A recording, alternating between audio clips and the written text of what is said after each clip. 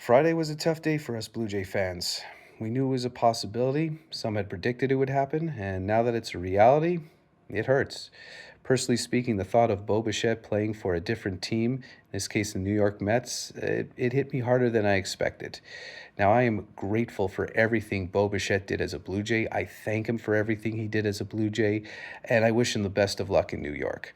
He's earned the right to play wherever he wants. He's earned the right to determine how long his contract is going to be. He's earned the right to um, decide how much money he's going to earn and how that's going to be divided up every year.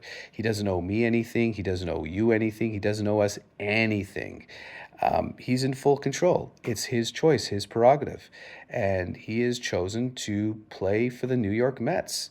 And, he would rather hang out at Times Square and walk around Central Park and touch grass at Citi Field 81 days of the year. That's his choice.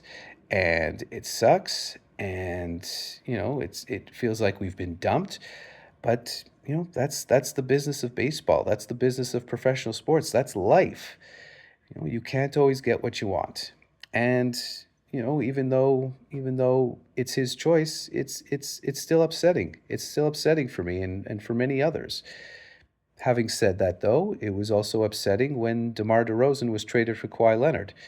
And look how well that turned out.